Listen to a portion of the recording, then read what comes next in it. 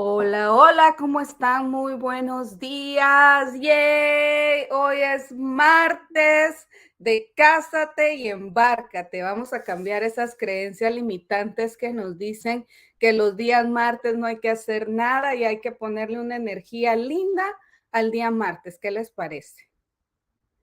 Pues estoy súper contenta de estar acá el día de hoy. Si tú todavía no nos sigues en las redes, recuerda, nos encuentras en Instagram como Freedars Institute, en YouTube como Freedars, en Facebook como Freedars Institute y también sigue nuestra página, la página de la Fundación Freedars Women Institute.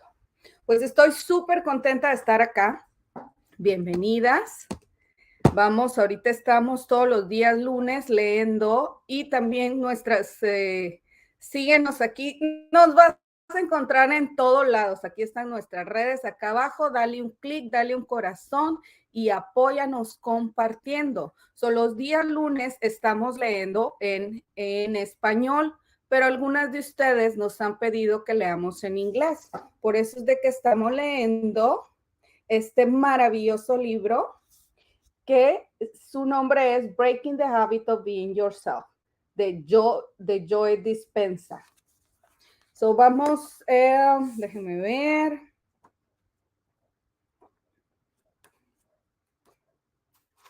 Vamos a iniciar la parte número 1.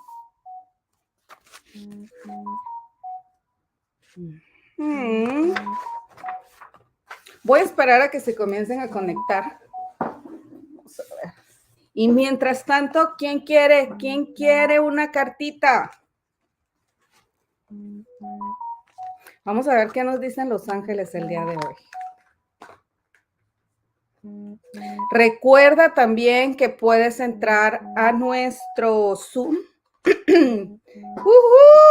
Me encanta. Puedes entrar también a nuestro Zoom, pide nuestro link. Y vamos a ver. Los voy a mover un poquito.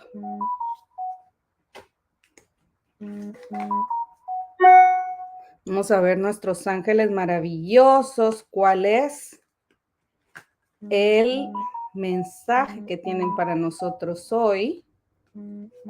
Y ya lo tengo. Se llama oración respondida.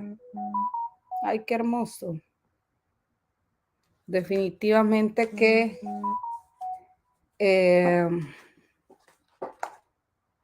Dios es maravilloso y al habernos dejado a sus ángeles acá para que nos guardaran es realmente confortable. Muy bien, vamos a ver. Oración respondida.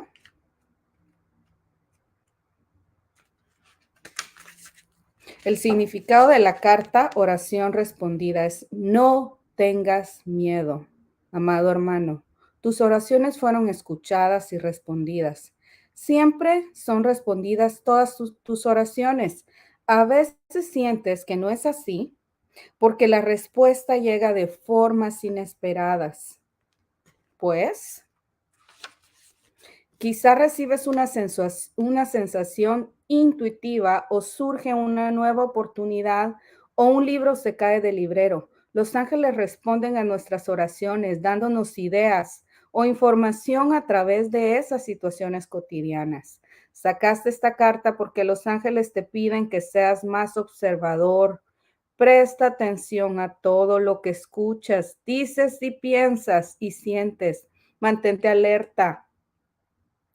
Y sobre todo a la ayuda que recibes y asegúrate de aceptarla. Si te mereces esta ayuda y muchas veces Dios designa gente para que actúe como ángeles en la tierra que dan respuesta a tus oraciones. Qué hermoso, me encanta.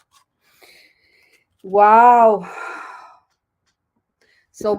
Vamos a abrir los brazos y vamos a decir gracias, gracias, gracias por este maravilloso día. Y yo estoy abierta a recibir estas respuestas. Mi fe es inquebrantable. Yo confío en mí y confío en la presencia divina que me guía en todo momento. Yo acepto esas bendiciones, las recibo Amén, amén, amén. Ay, qué hermoso mensaje de Los Ángeles, me encantó. Ay, a ver, yo creo que aquí no me escuchan, ¿verdad? Ahora ya me escuchan. Sorry.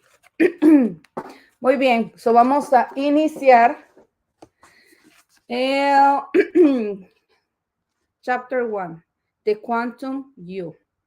Early physics divided the world into matter and thought, and later matter and energy. Amén, mi querida Dora. Each member of those pairs was considered to be entirely separate from the other, but they're not. Nevertheless, this mind-matter duality shaped our early worldview. That reality was essentially predetermined and that people could do little to change these things through their own action, let alone their thoughts. Fast forward to our current understanding that we are part of a vast, invisible field of energy which contains all possibly realities and responds to our thoughts and our feelings, just as today's scientists are exploring the relationship between thought and matter. We are eager to do the same in our own lives. And so, we ask ourselves, can I use my mind to create my reality? That's a strong question. Who think yes? You can leave here in the comment if you think like your mind can create your own reality. If so, is that a skill that we can learn and use to become who we want to be and create the life we want to experience? Let's face it, none of us is perfect. Whatever we like to make some change to our physical self, emotional self, or spiritual self, we all have the same desire. We want to live as an idealized version of who we think and believe we can be. Who you think like, then I'm gonna leave you this question. Who do you believe like you can be? When we stand in front of the mirror and look at our love handles, we don't just see that slightly too pudgy vision reflected in the glass. We also see, depending in our mood that day, a slimmer, fifter version of ourselves or a heavier chunk version. Which of our imagines is real? That's what we were reading yesterday in the other book. Like we can take the things like they it happen in our daily day. It depends for our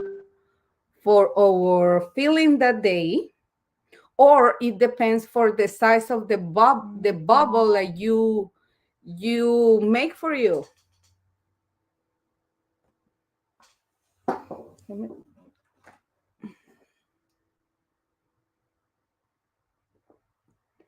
And I just start to drinking this like yummy juices in the morning. Okay. When we lie in bed at night, reviewing our day and our efforts to be more tolerant, less reactive person, we don't just see the parent who lash out at our child. Wow, I love that one.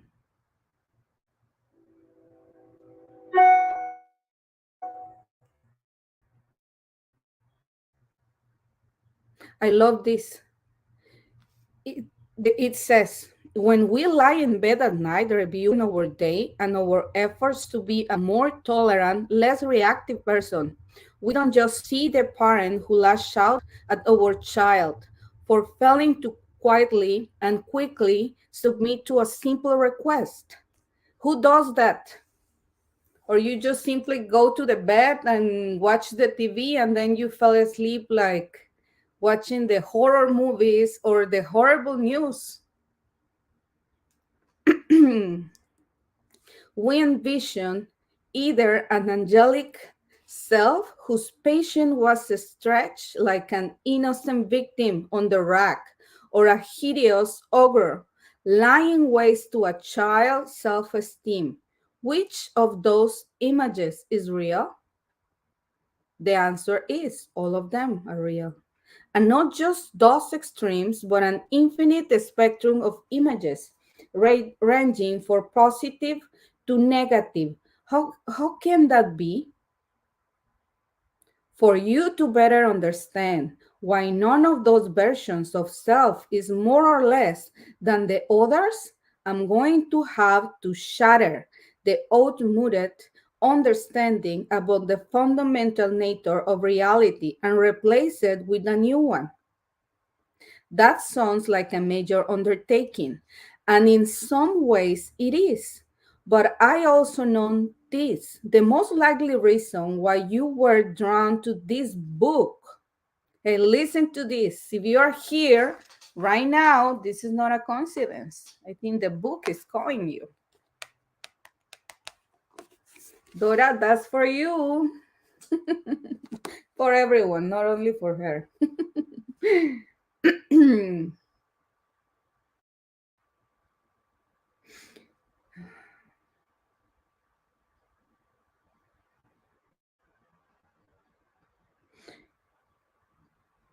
I get lost, so I'm going to repeat. That sounds like a major undertaking, and in some ways it is. But I also know this. The most likely reason why you were drawn to this book is that your past effort to make any lasting change in your life, physical, emotional, or spiritual, have fallen short of the ideal of yourself that you imagined. And why those efforts fail has more to do with your beliefs about why your life is the way it is than with anything else, including a perceived lack of will, time, courage, or imagination. Wow.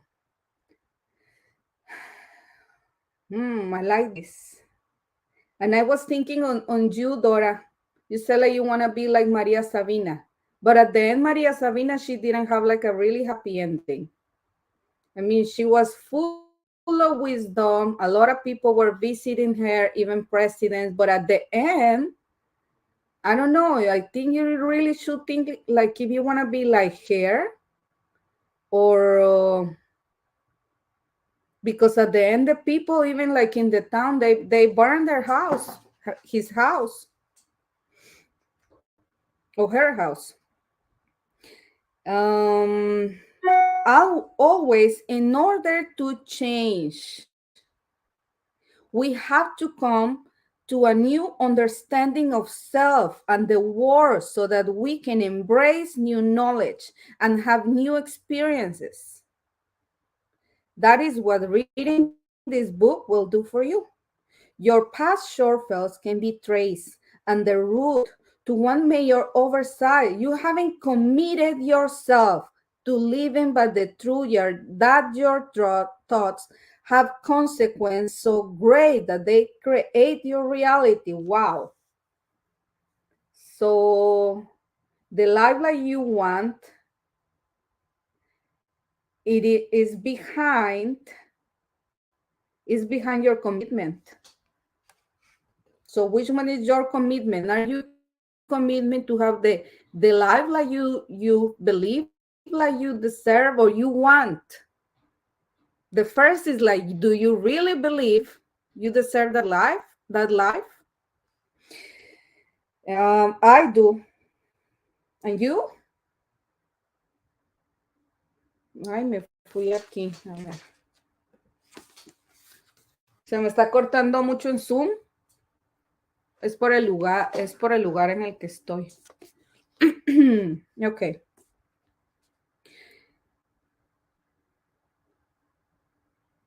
The fact is that we are all blessed. We all can reap the benefits of our constructive efforts. We don't have to settle for our present reality. We can create a new one whenever we chose to.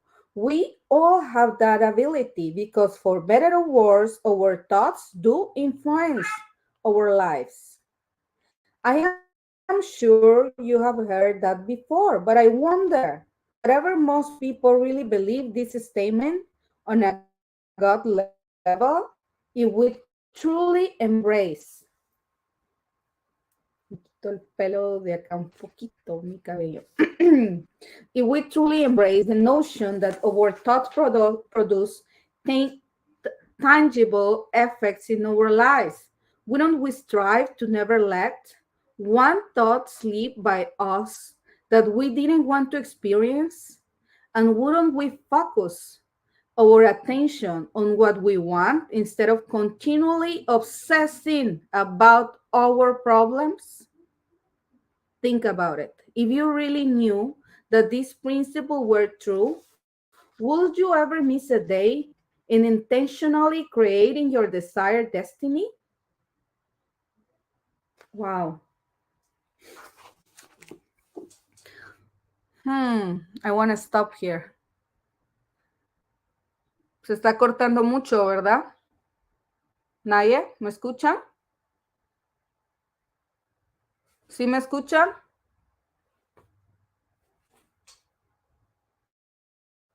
Marisa, ¿me escuchan? Okay, okay, super. Wow, this really make me think a lot. So let's say, like, you have 20 clients, but then you have one client who's not, like, I don't know, not like very happy with the product.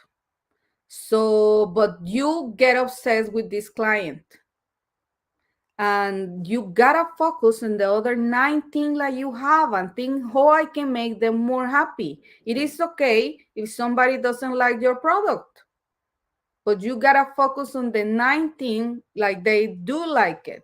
How I can make my work better, how I can make my 19 clients more happy.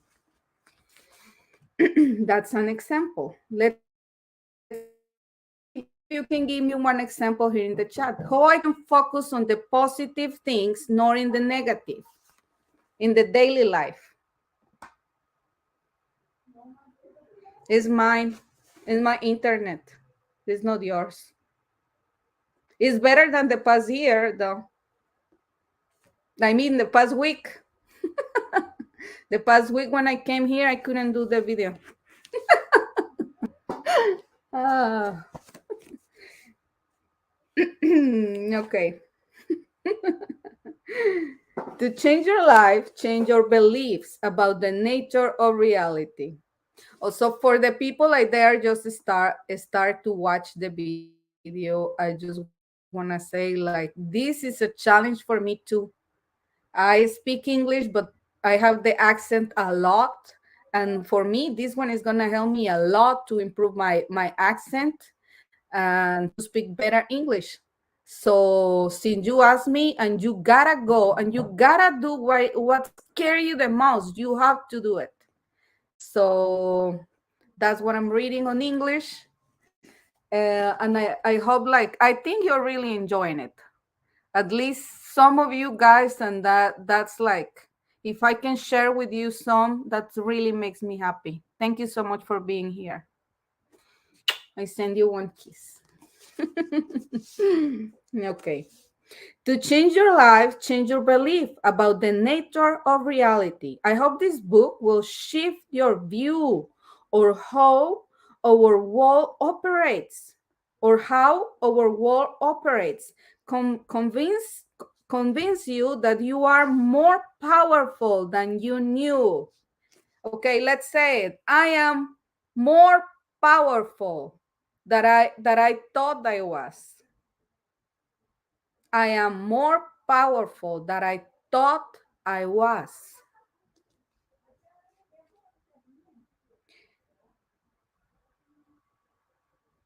and inspire you to demonstrate the understanding that what you think and believe has a profound effect on your world. Yes, we are. We are powerful. Until you break from the way you see your present reality, any change in your life will always be haphazard and transitory. I don't know if I said correct that word.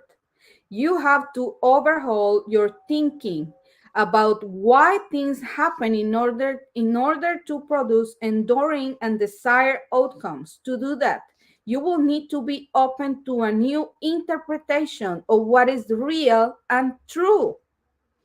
So what does this mean? You gotta change your mind. You gotta change everything like you think. You have to switch it. To help you shift into this mood of thought and begin to create a life of your choosing. I have to begin with the bit of cosmology, the study of the structure and dynamics of the universe. Cosmology. I love this. I'm gonna Google it. Um, the study of the structure and dynamics of the universe. But don't be alarmed. We are merely going to skim through the nature of reality 101 and how some of our views about it have evolved to reach our present understanding. All of this is to explain of necessity in a brief and simple way how is this possible how it is possible that your thoughts shape your destiny. Ta-da!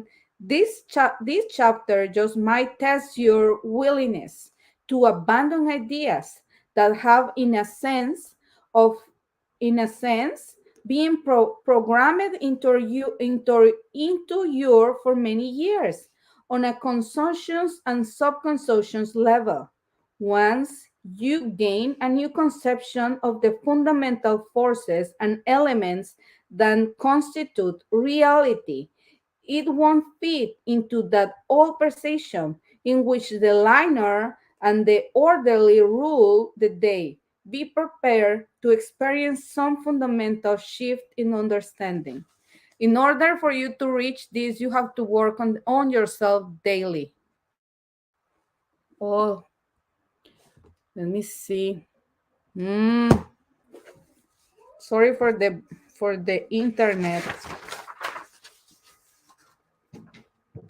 In fact, as you begin to embrace this new outlook, your very makeup as a human being will change. It is my wish that you will no longer be the same person you were when you began. I want you to know that I'm entirely empathetic because I too had to let go of what I thought was true and leap into the unknown to ease into this new way of thinking about the nature of our world. Let's see how our world view was shaped by the early belief that mind and matter were separate things. So here I want to ask you,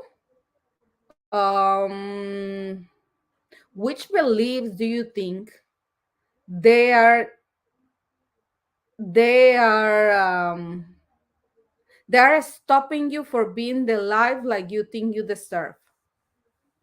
Which one are your beliefs with money?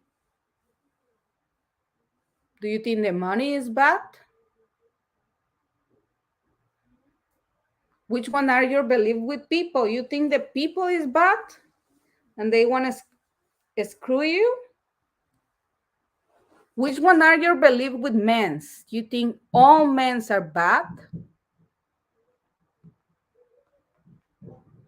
So you can write here which one are your beliefs, like you think like they are stopping you for obtain what you deserve.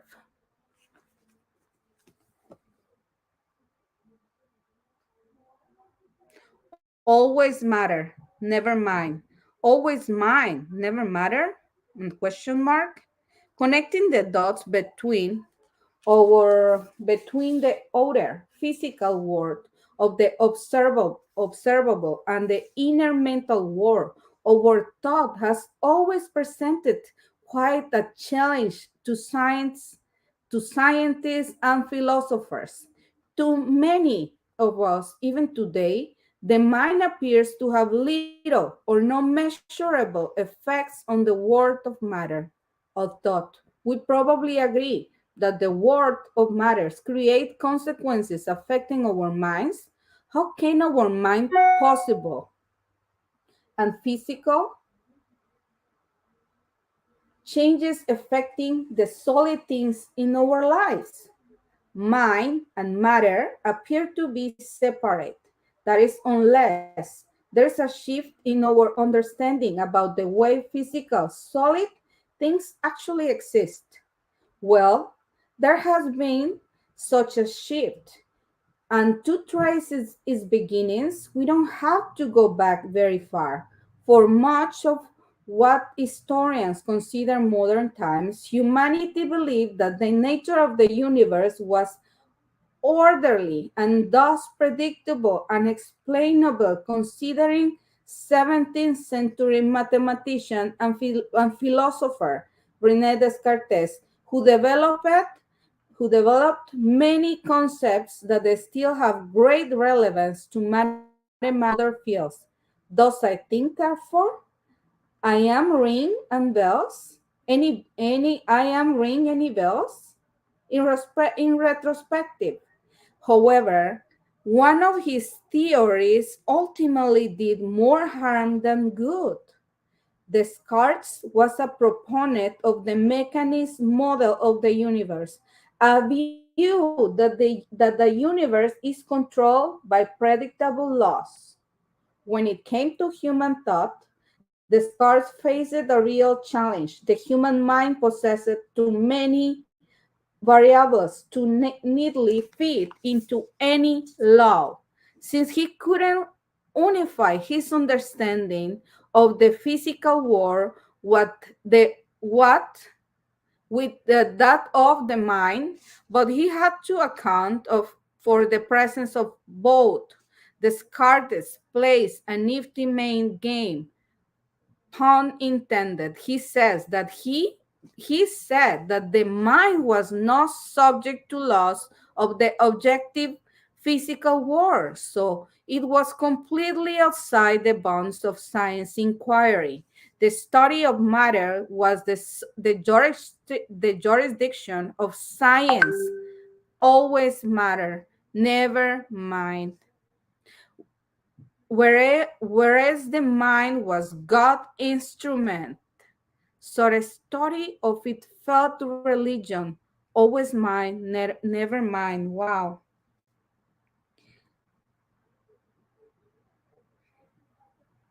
I know this can be like a little bit, because when they're talking about like a science, the most part of the people they get bored. But it is important. The science like is behind to everything. So if you wanna take like you have to change everything. One of them, you have to change like the idea, like this. Which one is your idea? Reading is boring. That's a belief, like it's stopping you for the life that you deserve to have.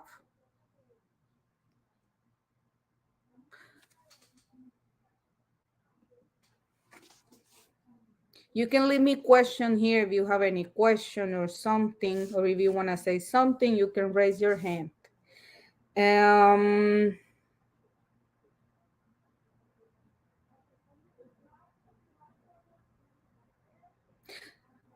what it made me stop here is like think like our mind is God instrument. So it just made me love more my mind. Essentially, Descartes started a belief system that imposed a duality between the concept of mind and matter. For centuries, the division stood as the accepted understanding of the nature of reality, helping to perpetuate Descartes' beliefs were the experiments and theories of Sir Isaac Newton, the English mathematician and scientist, not only solidified the concept of, of the universe as a machine, but he produced a set of laws stating that human beings could precisely determine, calculate, and predict the orderly ways in which the physics world could operate. Okay, dígame, you can write down which one are the laws, like you think they you don't think like the laws like Isaac Newton says, like we live with those laws, Steve. Which laws? I want to see. Gravity, good. Let's see. I know we are all super smart here. Yes.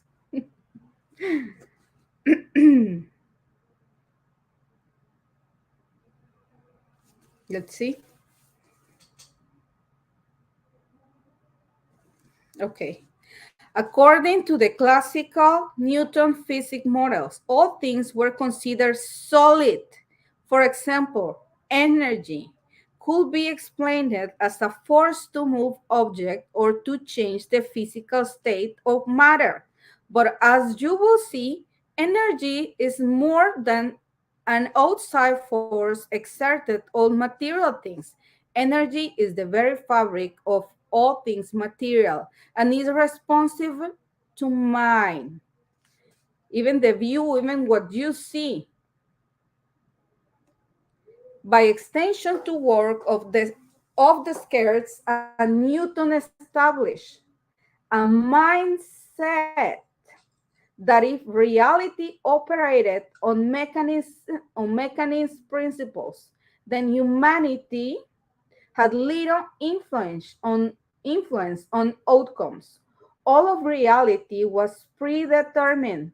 Given that outlook, it is any wonder that beings struggle with the idea that their action matter, let alone entertain the notion that their thoughts mattered, or what free will explain any part of the grand scheme of things.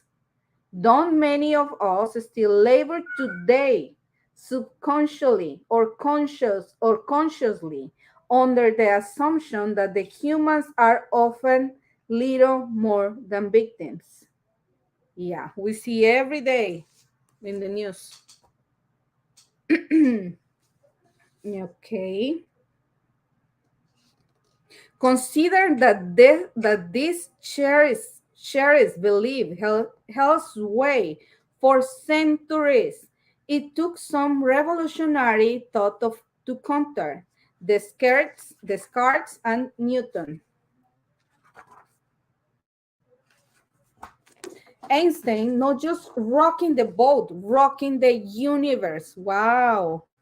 About 200 years after Newton, Albert Einstein produced his famous equation. Mm, E equal mc2, demonstrating that energy and matter are so fundamentally related that they are one and the same. Essentially, his work showed that matter and energy are completely interchangeable. This directly contradicts Newton and Descartes and usher and in any new understanding of how the universe functions. And we all know how he did that, right? What is this? What is this?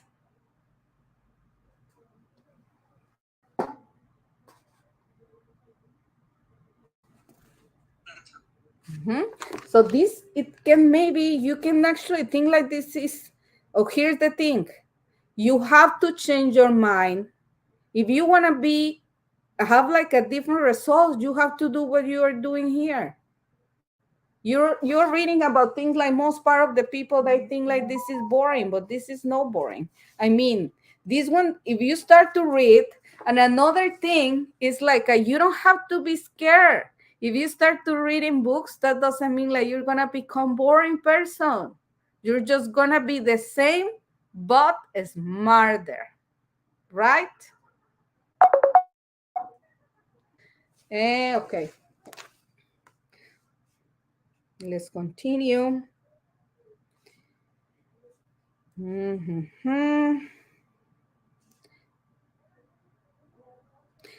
Einstein didn't single-handedly crumble our previous view of the nature of reality, but he did undermine its foundation, and that eventually led to the collapse of some of our narrow, rigid ways of thinking. I love this. This is exactly what we have to change. If you want to be successful, you have to start to be more flexible. If you are rigid, you're not going anywhere. You have to start to be more flexible. And I know because this is not easy for me either. But if we wanna stay in the state of mind like we desire for us, in the state of happiness, we have to start to work in ourselves. And how I can do that, I have to start to be more flexible. Did you ever, what happened if you try to if you try to make a form with one stick? You want to make a nice form with one stick. What happened if I force it too much? What is going to happen with the stick? Yeah, it's going to break. So you are going to break if you don't start to be like more flexible, if you don't start to be more open. So we live here in United States. We have to start to learn English. The American people speak English. The American people, they learn Spanish. Why we don't have to start to speak English too? So let's start to be more flexible to have more success in life. Mhm.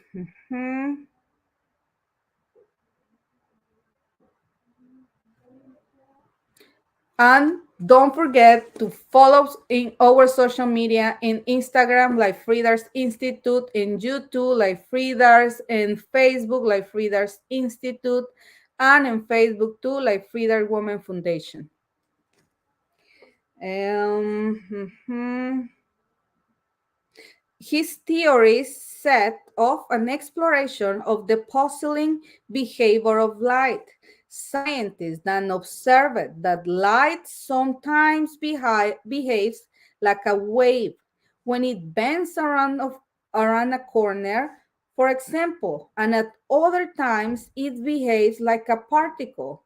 How could light be both a wave and a particle? According to the outlook of Descartes and Newton, it couldn't.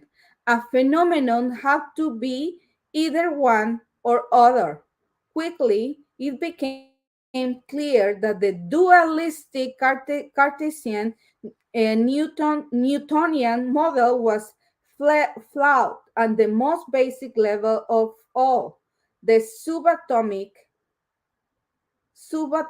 refers to the parts, electrons, protons, neutrons, and so on that make up atoms, which are the building blocks of all things physical.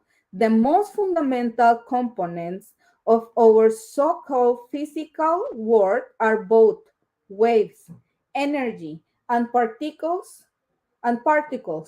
Physical matter, depending on the mirror of the observer, will come back to that. To understand how the world works, we have to look to its tiniest components. Oh, I love this. Thus, out of these particular experiments, a new field of science was born called quantum physics. I love this. You know why? Because everyone want to know which one is the mystery of the world. Yes or no? I want to know what's going on. I want to know like the secrets of the life. Okay. So in order to you understand that, we have to look to its tiniest components, like this.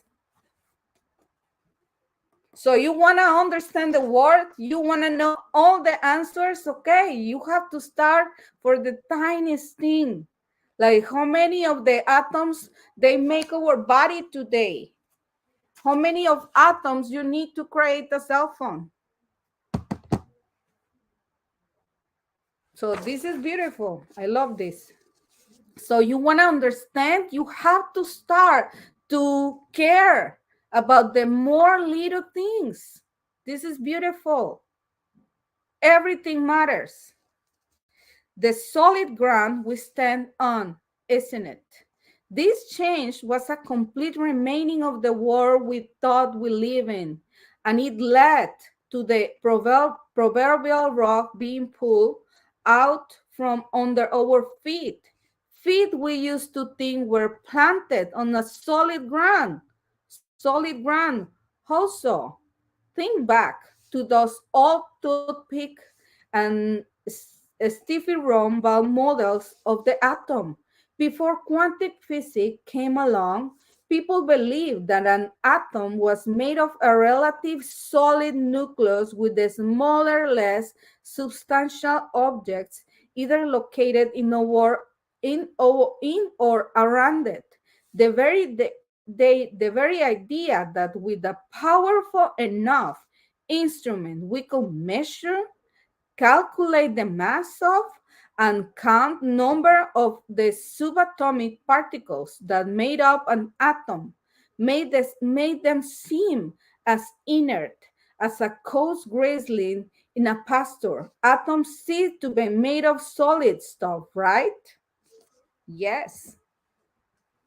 Like for example, my phone, it seems like it's solid, right? For example, myself, and by the way, I'm a queen. We are all queens, right? You are a queen too. So I love this. So yesterday I was in one class, and in the class they told us like uh, you can start to think about the why you are thankful for nature. And then I thought in the desert, I thought in the ocean, but then in the ocean, you see in the ocean there is like universe in the oceans. Who had the opportunity to go deep in the ocean? There's universe. There's universe in the ocean too. Let me see. We still have time. So let's start to think like how many things that we have to be thankful for. Nothing could be farther from the truth as revealed by the quantum model. Atoms are mostly empty space. Atoms are energy. Think about it. Think about this. Everything physical in our life is not solid. Matter rather is a field of energy, of frequency patterns, of information. All matter is more nothing energy than something particles.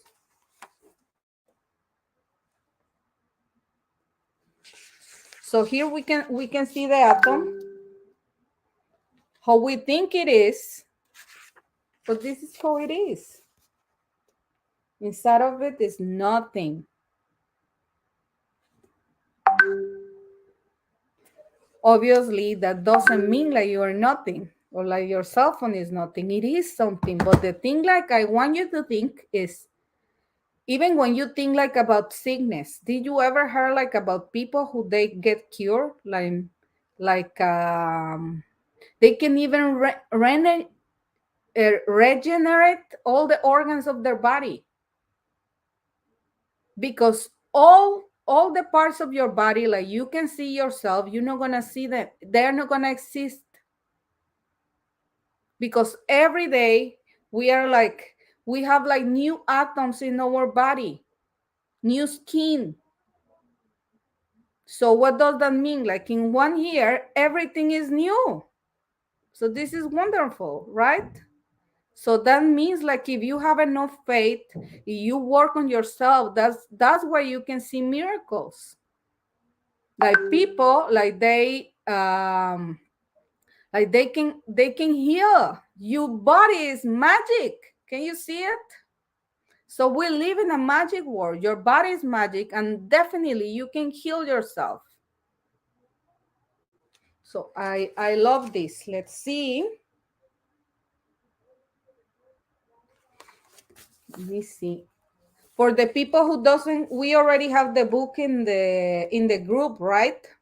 So you can see this in the book. We already sent the book. If you want to be part of the group of the Dora, I don't think you are there. I'm not sure. You can add, so we can add you. So you can have the copy of the book. Okay. The real quantum atom.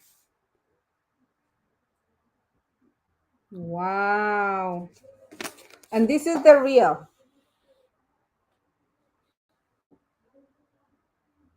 Nothing. It's unbelievable, right? Because here they show us. This is what they teach us in the school. Yes. And here is how we imagine you can see the energy, but really inside, this is the real picture. Nothing. Like I said. So when I think on this, I just think like I can just see myself how I'm really am. I am a miracle, and I'm one with God. I am of course that I'm exist. Of course I am real. You can see me, and of course you are too. But if you start to see yourself in this way, not only what you can see, more like a spiritual, really, you are unstoppable. Yes or not?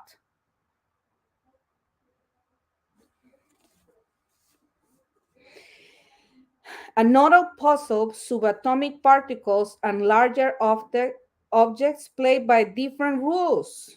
But this alone wasn't enough to explain the nature of reality. Einstein and others had another puzzle to solve. Matter didn't always seem to behave in the same ways.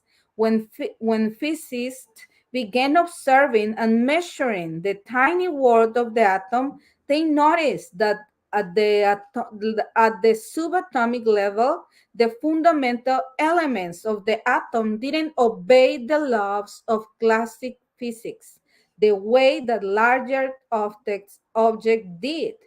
Events involving objects in the large world were predictable, reproductive, and consistent. When that legendary apple fell from a tree and moved toward the center of the earth until it collided with Newton's head, it mass accelerated with a consistent force, but electrons as particles behaved in unpredictable, unusual ways.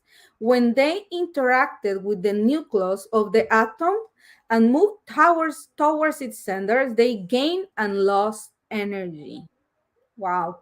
Appear and disappear and seem to show up all over the place without regard to the boundaries of the time and space. Did the world of the small and the world of the large operate under very different set of rules? Question mark.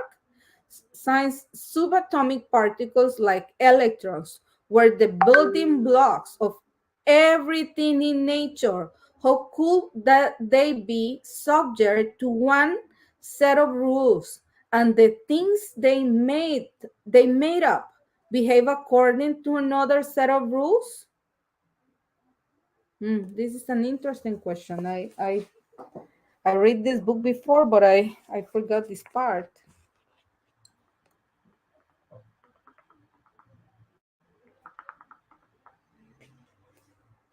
Salud.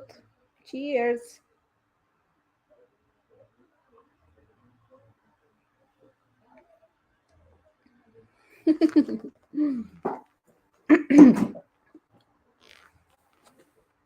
The name of the book is Breaking the Habit of Being Yourself.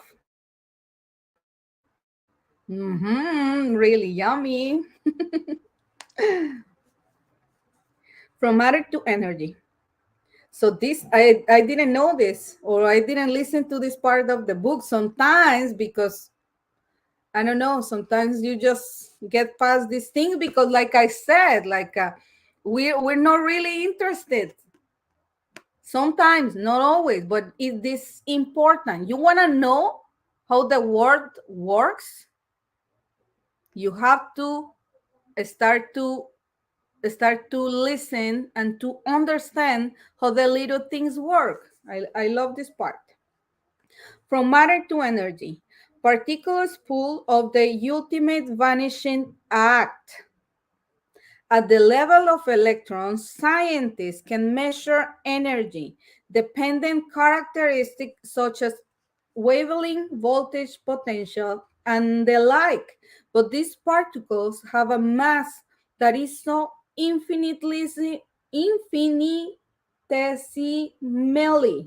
Mali, I don't know this word, infinitesimally small and exists so temporally as to be almost non-existent. This is what, oh, thank you.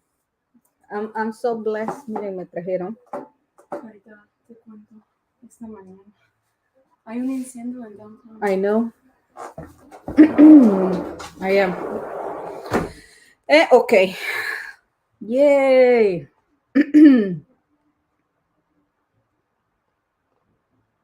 This is what makes the subatomic world unique. Wow, I love this. It possesses it possesses It possesses not just a physical qualities, but also energetic qualities. In true matter on a subatomic level exists as a monetary phenomenon. It's so elusive that it constantly appears and disappears, appearing into three dimensions and time and space, and disappearing into nothing, into the quantum field is no space, no time, transforming for particle matter to wave energy and vice versa. But where do particles go when they vanish into thin air? I'm gonna show you this soon, but now, like Dora was telling, like she wanna be like Maria Sabina, right, Dora?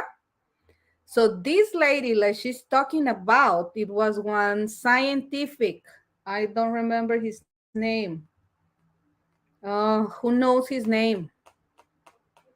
Jacobo Gringer, Jacobo,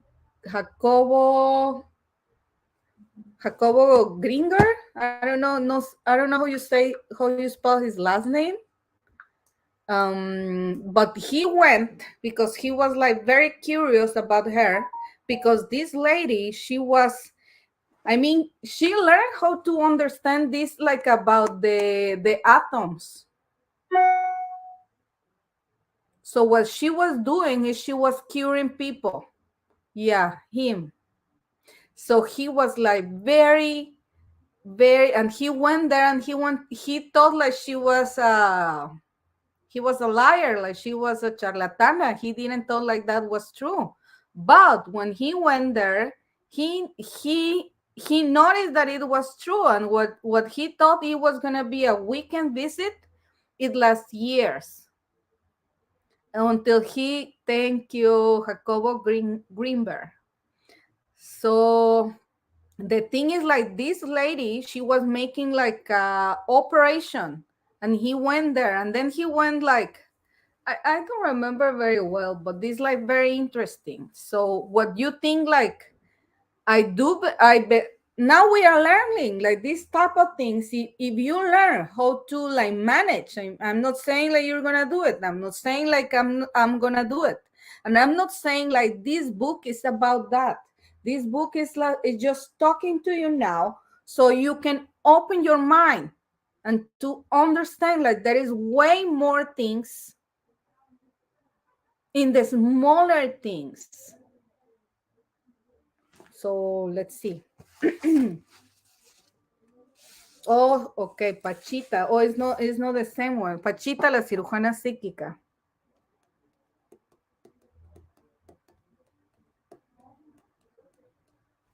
Okay, so let me show you here. Collapsing the wave function. The electron could be anywhere. The electron appears as a particle. The electron disappears into nothing. The electron reappears as a particle.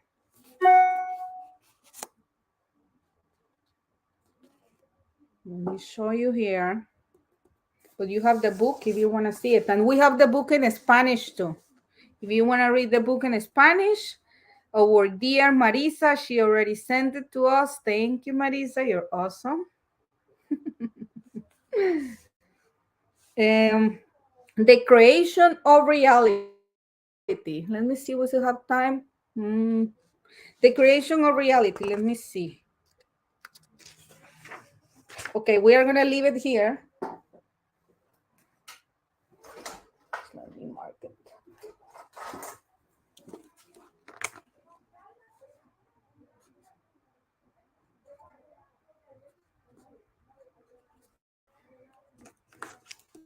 Okay, we are gonna leave it here. I hope you like it. I hope you enjoy learning about our huge world and our small world too, and learn how even the small things, they matter a lot. Thank you so much for being here. Thank you for your time. I really appreciate it. Don't forget to share, to comment, and and nothing. I hope you can really value all the little things and all the big things, and you can see how fortunate you are. Thank you so much. I send you big kiss. Enjoy your day, and thank you. Oh, we see you tomorrow. Tomorrow we are gonna have a great show, and the Freedars Magazine TV show. We are gonna have like four fabulous queens, ladies, and we are gonna have raffle. We are gonna have amazing raffles, right? Presents. We are gonna have presents. We have like sessions. You're gonna see tomorrow, so don't miss it. Okay. Love you. Bye bye.